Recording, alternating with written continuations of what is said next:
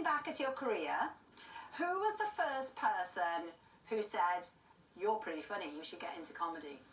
Well, incredibly, my dad, who worked in factories all his life, said to me, you need to get into showbiz, that's the way forward. He said, look, there's people, I won't name them, but he said, they don't have any talent, but they're making a great living on the telly, so that's where you want to go. Those are people I think are the same now. Yeah, but he honest, it's a weird thing for a working class bloke to say, but he said, he banged the telly and said, get on this. Brilliant. That's the way forward. Well, you've obviously got loads of fans around the world, but your 11-year-old son isn't one of them, is that right? Well, he's a fan of mine, but recently I was watching the telly and there was an advert for an Alan Carr TV show. He said, I really like Alan Carr. I said, yeah. And he said, I think he's funnier than you, to be honest. I mean, now I know that kids say Bob, things as you get older. I didn't think it'd be that barbed or that too. That's pretty Captain. Oh, that it really, I haven't slept. And look at me, I haven't slept. Well, but whatever he thinks, I mean, the tour has been a big success. Well, yeah, so I'm at the Deal Good Theatre in the West End tonight and for the next 2 weeks. And then from the beginning of March, I'm sort of everywhere. You sound a bit throaty. Are you okay? Yes, it's my new sexy voice. Lovely. I had a small operation on the throat to give me a bit more of a ooh baby.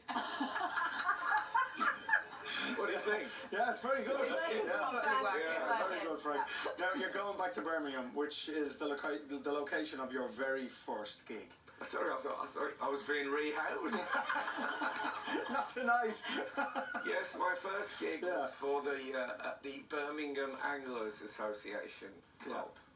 And the first gig actually was terrible, but not as terrible as the second gig. The first gig, they just called an informal interval, and people just sat talking and that while I was on, going to the bar. The second one was a New Year's Eve night, and they were all given little plastic trumpets to celebrate New Year's Eve, and they blew them throughout my act.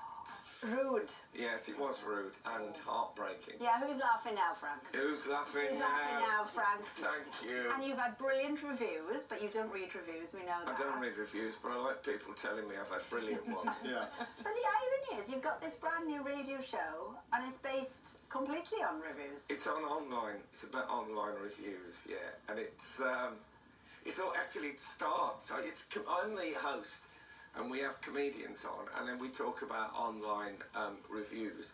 And they all start by talking about a bad review that they've had. Love it. Like I had a review, this is not really bad, but I didn't understand it. It said, stand-up comedy at its very best, 4 stars. It's got to be 5, hasn't it? But yeah, so we look at all sorts of things being reviewed on the internet. Look, there's a woman, and she's a woman hairdresser, and this guy really lays into it on a review. He says she's very indiscreet, don't tell her anything. And she answers back, the hairdresser. Yeah, what did she say? And she says, this is very unfair. And then she describes the man in such detail, everyone will know who he is locally. And then she says, it was very horrible to criticise me. No wonder your daughter doesn't talk to you anymore. She's fairly indiscreet. Yeah, very. And very quickly, the Poetry Podcast. Yes. Again, huge success. 9th series. It's currently the 9th series. Can you believe No. it's been going for this long? I really thought it would be like 5 people in spectacles. And then I get stopped all the time. People saying, "Oh, I love your poetry." I mean, who would have seen that? You wouldn't have given me money for that. Absolutely If not. I'd have gone into Dragon's Den with a poetry podcast. Even that out. I'd have been Well done. out of there, yeah. You can catch Frank performing his new stand-up show, 30 Years of Dirt, at London's Gielgud Theatre for the next 2 weeks, followed by a nationwide tour starting on the 12th of March. Frank's Poetry Podcast is available wherever you get your podcast from, and you can hear his new radio show, One Person Found This Helpful, good title, at 6:30 p.m. on the 19th of February on Radio 4 and BBC Sounds.